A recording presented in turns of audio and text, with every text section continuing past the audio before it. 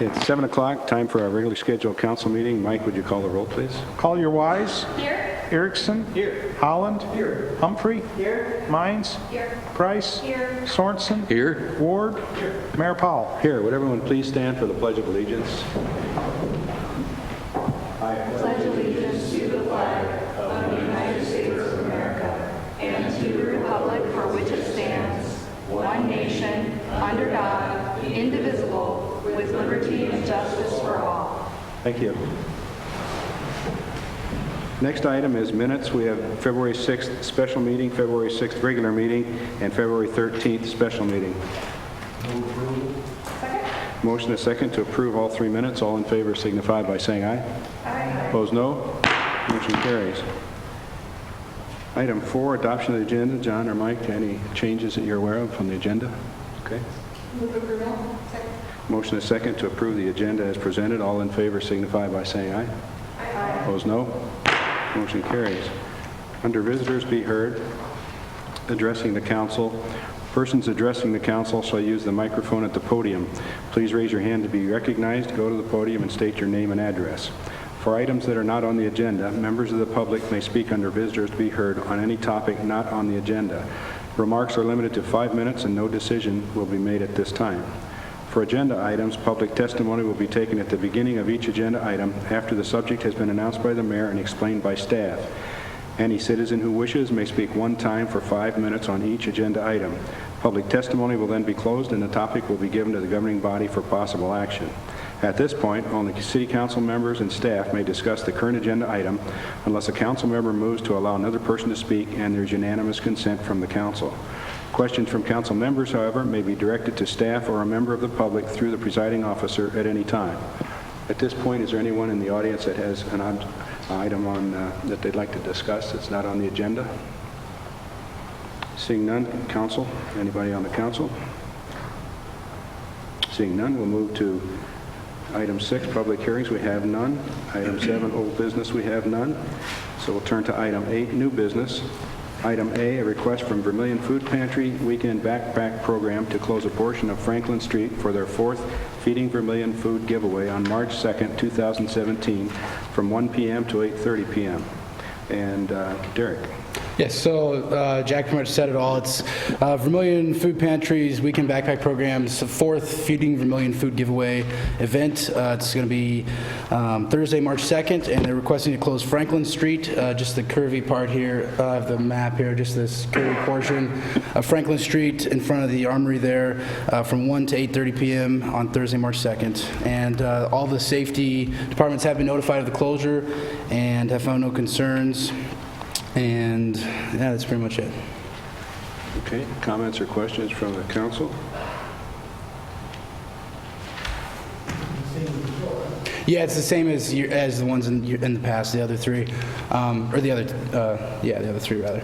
And administration recommends approval. I forgot about that little tip there. Well, short-termers do that to us. Does anybody from the council want to let him go? So make a motion or anything? Move approval. Second. Motion second to approve. All in favor signify by saying aye. Aye. Opposed, no. Motion passes. Item B, revision 2 to Exhibit C of contract between Western Area Power Administration and City of Vermillion. And John, please. Thank you. In October of 2015, WAPA entered Southwest Power Pool, or SPP, and that's a regional transmission organization that basically covers from Oklahoma through North Dakota. And a number of changes have taken place since that time, and then on February 1st of this year, Vermillion's transmission assets also became part of SPP. As they have done with other local governments like this who put their assets within SPP, WAPA then reevaluates our contract. And they sent us the attached agreement, which would basically remove 2 discounts that we have previously received before our assets were part of SPP. One is the 5% voltage discount, and the other one is a 1 mil discount. In the memo, we included what that meant. Basically, the 1 mil discount for 2016 was a savings of about $42,000 a year. And the 5% discount, that's going to vary depending on the amount of electricity we purchase as well as the amount that WAPA charges for their power. For 2016, that savings amounted to $76,700. So adoption of this agreement will cause us to lose 2 discounts, which resulted in about $119,000 savings. But the flip side of it is, once this process is completed, we anticipate that we'll receive about $80,000 a month in revenue from SPP for having our transmission assets included in there. So when you weigh the good with the bad, certainly the savings is not as great as the revenue that we would be receiving through this. So this is very similar to what they've done with the other Missouri River Services Energy members who have also put their transmission assets into SPP, and we'd recommend approval of the Exhibit C to amend our agreement. Any questions for John? Thank you. Motion and a second to approve the revision to the agreement between Western Area Power Administration and Vermillion. All in favor signify by saying aye. Aye. Opposed, no. Motion carries. Thank you. Item C, addendum to MRES-SPP Professional Services Agreement. Again, John. Well, this is a follow-up to the last item I just mentioned. As part of receiving SPP payments, which are called Annual Transmission Revenue Requirement, or the ATRR. The electric utility has lots of acronyms they like to use for everything, but to receive our annual payment, we had to go through, or we're in the process of submitting an application to SPP. That was filed on November 30th of last year, and other utilities didn't have a chance to comment. And there were some comments that were raised on ours, again, very similar to the other 5 or 6 Missouri River Services members who've been similarly situated and have their assets placed into SPP. But that has resulted in our proposal going to a FERC hearing and settlement process. That's estimated to take about 6 to 9 months to get through that, but that does result in some additional cost. You may recall last August, the City Council approved entering into an agreement to hire Missouri River Energy Services to complete this process for us. Well, they did the process, which was to get our application filed. Now this is the follow-up additional work that's required to get it approved, because there were, I guess, objections, I'll call them, or comments that were raised. None that they feel we can't overcome, but it does lengthen out the process. So the attachment is to extend our agreement with Missouri River Services. It could cost up to an additional $50,000 to do this work, although I will note that that $50,000 would be included in figuring out our transmission cost to determine what our annual transmission revenue requirement would be. So it doesn't completely go against us. It goes as an eligible cost when we calculate that number out. I will note that the payments did begin as of February 1st. By the time it works its way through the process, we probably won't receive it until around the first part of April. Again, we're estimating about $80,000 per month that we'll receive, but we will be receiving these payments subject to any refund or adjustment that they would make at the conclusion of this process. And we'd recommend approval of this agreement to work with Missouri River Services to complete this process. Council? Motion is second. I might make one note that FERC is a 3-member board and the chair quit, so right now they don't have the 3 members. So I don't know if that's going to slow us any or not, but hopefully we'll get an appointment in there. All in favor signify by saying aye. Aye. Opposed, no. Motion carries. Thank you. Item D, resolution authorizing the purchase of a street department wheel loader. And Jose, please. Thank you. At budget sessions in August last year, the City Council reviewed the 2017 Equipment Replacement Fund schedule. As part of the 2017 Equipment Replacement Schedule, 2010 Street Department Caterpillar 950H wheel loader was scheduled to be replaced. The staff review bids from the NJPA, and that bid to the NJPA was awarded to Caterpillar. The state law allows the purchase to be made of other governmental entities or cooperative agreements outside of the state. The bid for 2017 Caterpillar 950M, meeting our specifications, is $249,195. Butler Machinery from Sioux Falls will honor the NJPA price. They are the dealer of the area anyways. The attached resolution utilizes a not-to-exceed price, as the City Council will be considering declaring the current wheel loader surplus at a later agenda item. The current wheel loader is a clear surplus, and the trade-in during purchase of the new wheel loader, the amount paid for the the new wheel loader will be reduced accordingly. So at no time it will be more than that $249,195. The 2017 equipment replacement fund included a budget of $261,172 for the purchase of a wheel loader. The money saved from the sale will remain in the equipment replacement fund. The existing wheel loader will be surplus, as I mentioned earlier, and appraised at a later agenda item. Administration recommends approving the resolution to purchase a 2017 Caterpillar 950M for $249,195 from Butler Machinery Company from Sioux Falls. Your paper says 950H, Yeah, that's a typo. It's supposed to be 950M. and also on the second whereas, should it say amount not to exceed $249,195?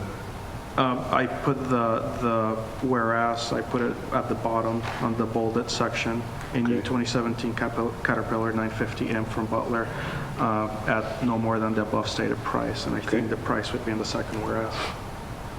Okay, council? Second? Motion is second to approve the resolution authorizing the purchase of a street department wheel loader. All in favor signify by saying aye. Aye. Opposed, no.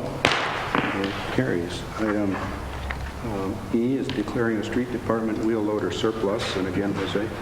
Thanks. As I mentioned earlier, last year, the equipment replacement fund allowed for the purchase of the wheel loader that you guys has approved. Now, the existing wheel loader, that would be taken care of with this. We're hoping to appraise it and then also to surplus it. The appraisal for the 2010 Caterpillar 950H, which is the one that we have. We're hoping to appraise it, to surplus it, and then appraise it at the $123,250. Staff will be trading in the old wheel loader during the purchase of the new 2017 Caterpillar 950M.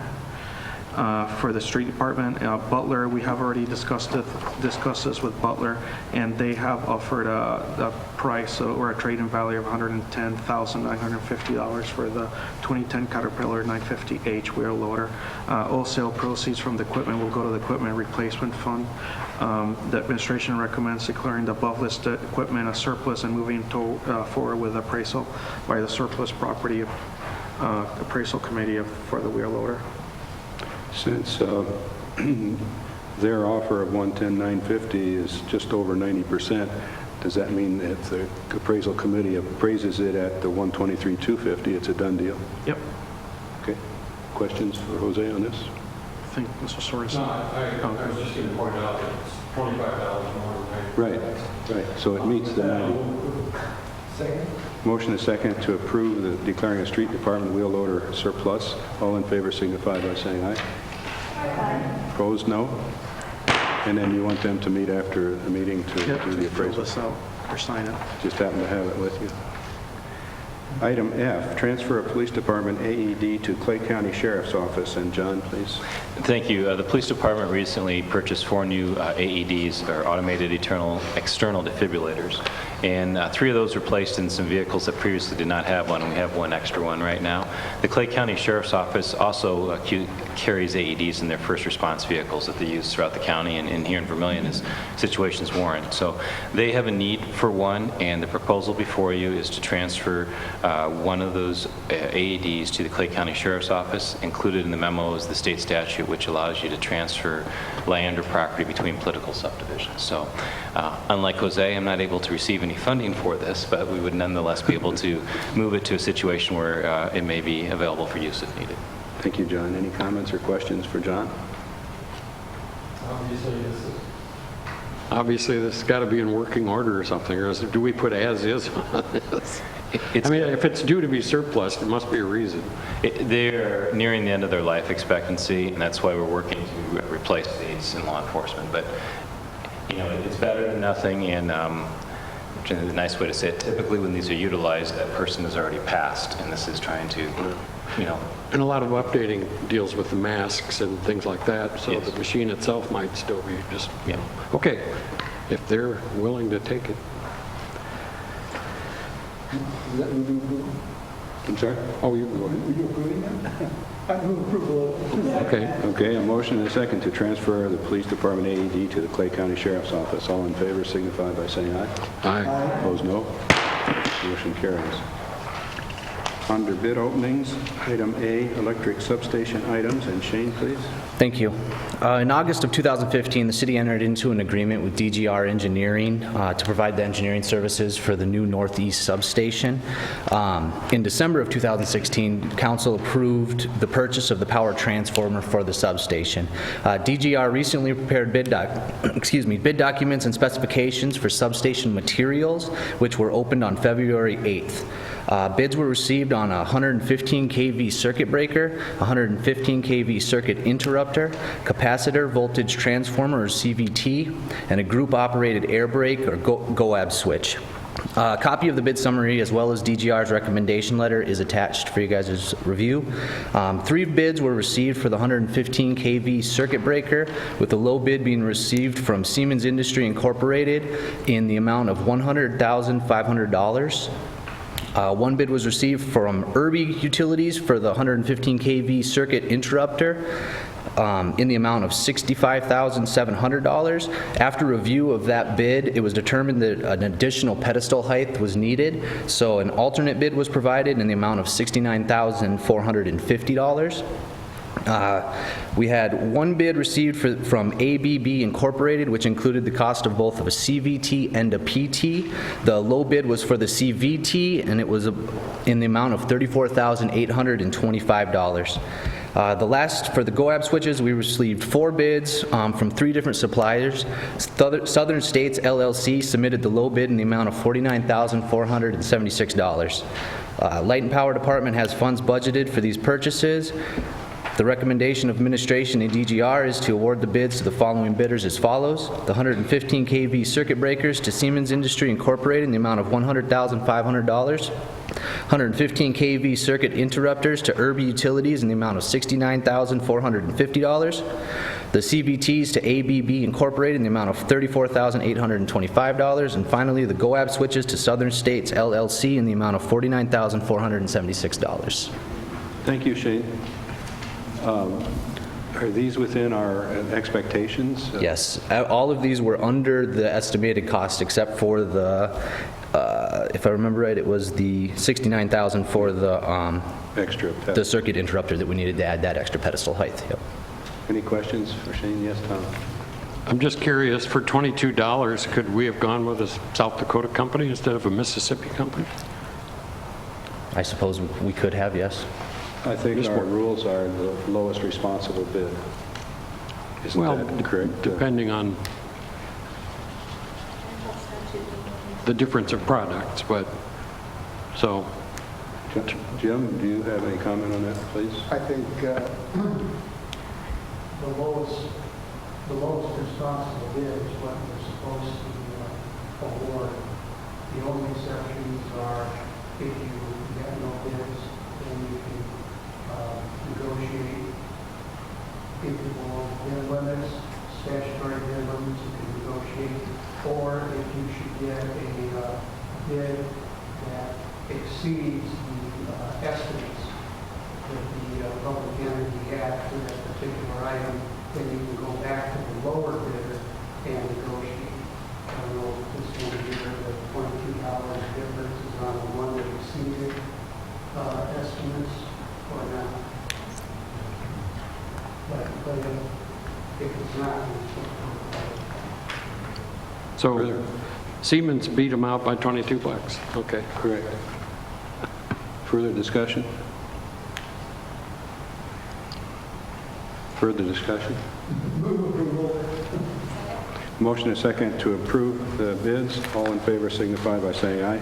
Aye. Opposed, no. Motion carries. Thanks, Shane. Thank you. Item B, electric transmission line poles. Again, Shane, please. Thank you.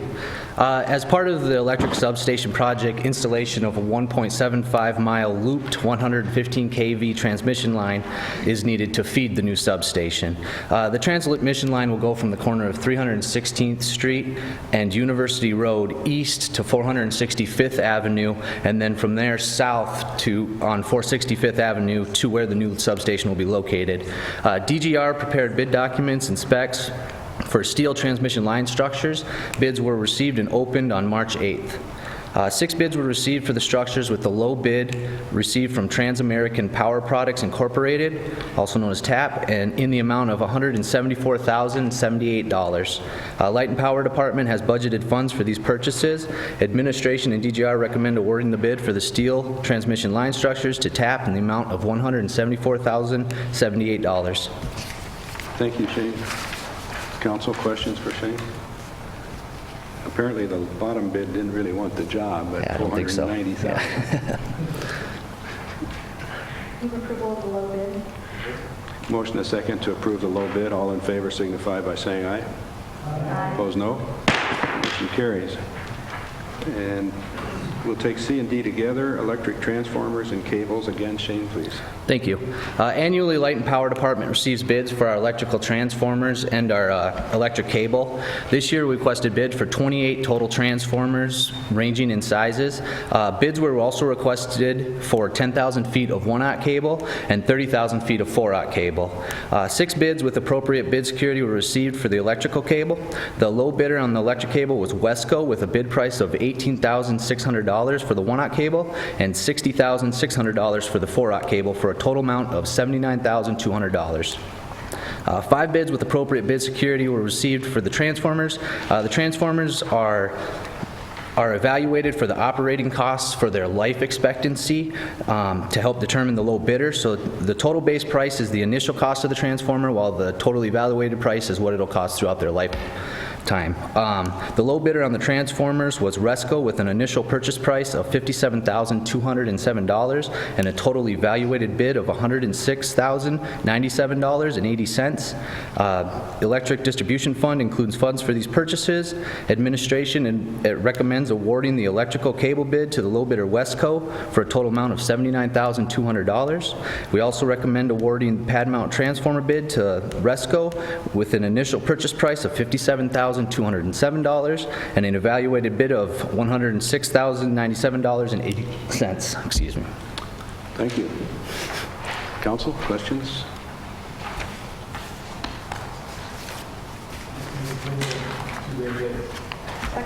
Motion a second to approve the low bids on cable and transformers. All in favor signify by saying aye. Aye. Opposed, no. Motion carries. Thank you, Shane. Item E, Erickson Addition Regional Detention Pond, and Jose, there he is. Thanks. Bids were open on February 9th, 2017 for the Erickson Addition Regional Detention Pond. The city sent bid documents to 13 contractors and 5 plant houses. From those, the city received 6 bids. The bids range from $126,067.56 to $218,112. These values were for the base bid and the bid alternate.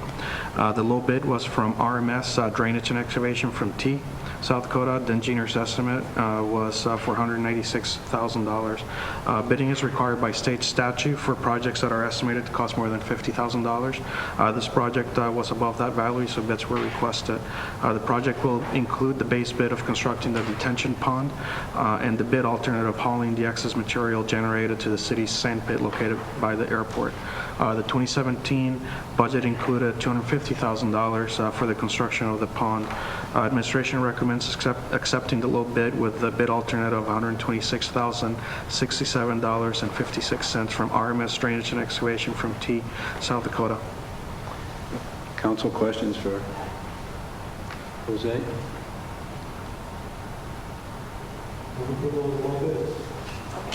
A motion a second to approve the low bid of $126,067.56. All in favor signify by saying aye. Aye. Opposed, no. Motion carries. Thank you. Item 10, City Manager's Report. John? Thank you. We have a couple of raffle notifications. The first one is the Fraternal Order of Eagles. They're selling $20 tickets from February 18th until September 9th. The prize is a 2017 Harley-Davidson Road King motorcycle valued at just under $19,000. Proceeds from the raffle will be used for a donation to the Eagles Diabetes Research Center at the University of Iowa and many smaller local efforts that are supported by our local Eagles. The second one just came in today and I believe is around the table here. The Knights of Columbus are selling $20 books from February 19th through March 24th of this year. They plan to sell 100 books, and the prizes range from $50 to $150, depending on which NCAA men's tournament team game is used to pick the winner. So they have a winner like with the Sweet 16, Elite 8, the Final Four, and the championship game. Proceeds will be used for charitable purposes supported by the Knights, with one project being new basketball hoops for the St. Agnes School gym.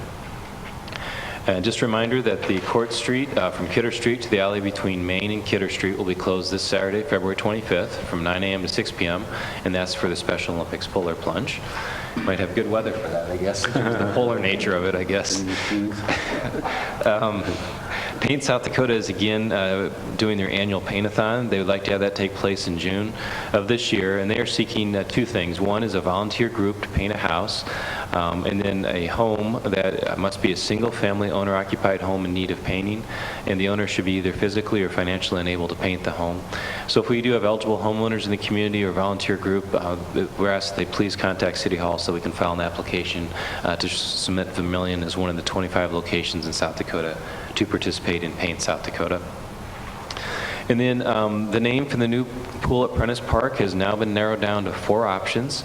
Those options include Dakota Plunge Water Work, excuse me, I screwed it up already. Dakota Plunge Water Park, Prentice Plunge, Spirit Mound Splash, and Vermillion Municipal Aquatic Center, or VMAC. Voting will take place online and in person. The in-person locations will be at City Hall, the library, and the Chamber of Commerce. I believe they're going to try and get the voting started tomorrow, the 22nd, and that will run through February 5th. Yeah, sorry. Voting would start tomorrow, February 22nd, and run through March 5th. Sorry about that. So those are the 4 names, and you'll probably see a little bit more press about that as we provide an opportunity for the community to help pick the name for the new swimming pool that will be opening up later this year. And just kind of as the Mayor alluded to, a special thank you to Derek. He's done an excellent job as an intern for us over the last several months here and doing a variety of different roles, and we wish him well in his new endeavors in Washington, D.C. So thank you, Derek, for your work. Thank you.